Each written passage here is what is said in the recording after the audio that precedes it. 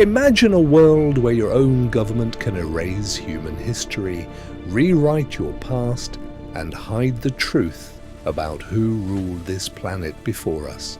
Sounds like a Hollywood movie, right? Except it actually happened.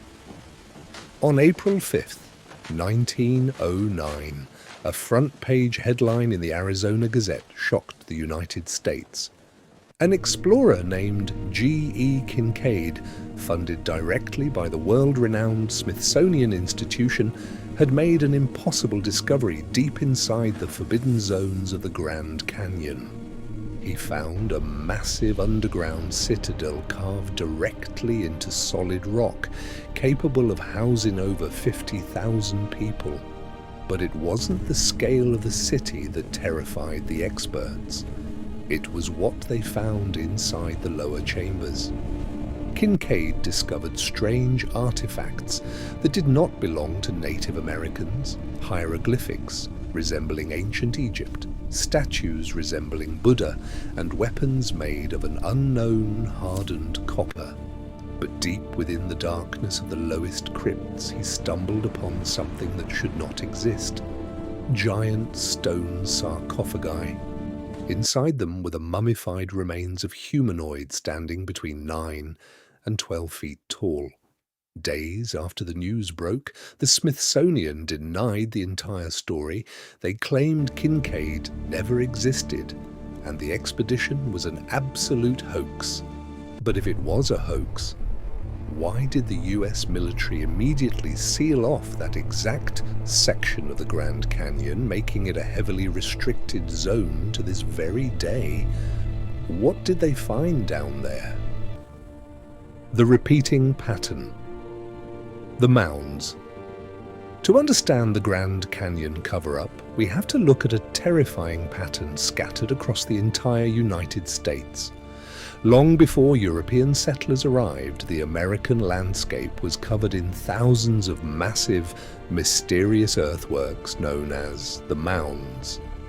In the late 19th and early 20th centuries, as towns expanded, these mounds were dug up.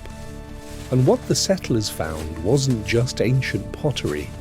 Look at the official records. 1891 Ohio. Scientists unearthed a skeleton over 8 feet tall wearing a massive copper headpiece. 1912, Wisconsin. Inside the Lake Lawn Mounds, 18 skeletons were found with elongated skulls and double rows of teeth, measuring up to 10 feet. These weren't isolated rumors or ghost stories. These were official reports published by mainstream American newspapers, like the New York Times and the Washington Post. In almost every single case, local sheriffs or researchers handed these massive bones over to the Smithsonian Institution for further study. And then they completely vanished. They were never put on display. They were never mentioned in history books. Why? If America was once ruled by a race of giants, why hide it? The answer lies in a secret directive issued in the year 1881, a directive that changed human history forever. The policy of erasure, meet Major John Wesley Powell. In 1881, he became the director of the Bureau of Ethnology at the Smithsonian. Powell held a rigid, dogmatic view of human evolution. He believed that Native Americans were the original and only inhabitants of the land before Europeans, and he firmly believed they were incapable of building advanced civilizations or being giants. Powell issued a strict, official ruling to all his field researchers. Any hypothesis suggesting that an ancient, advanced race or a distinct race of giants built these mounds would not be tolerated. Reports that contradicted this view were quietly filed away, suppressed, or outright destroyed. The Smithsonian wasn't investigating history. They were actively shaping a narrative. If they admitted that 10-foot-tall humans with advanced metallurgy skills lived in America thousands of years ago, it would destroy the entire timeline of human evolution and migration taught in textbooks. But Powell couldn't stop local farmers from digging. And what they found next linked America directly to the terrifying myths of the ancient world, the anatomical anomalies. The reports pouring in from across America shared distinct, chilling anatomical anomalies. These weren't just tall humans suffering from gigantism. These beings were built entirely differently. First, they possessed hypodontia, a double row of teeth on both the upper and lower jaws, designed for immense crushing power. Second, many skulls showed clear signs of artificial elongation, stretching backward like the elite rulers of ancient Peru and Egypt. Third, their jawbones were so massive that a normal human could slide them completely over their own face with room to spare.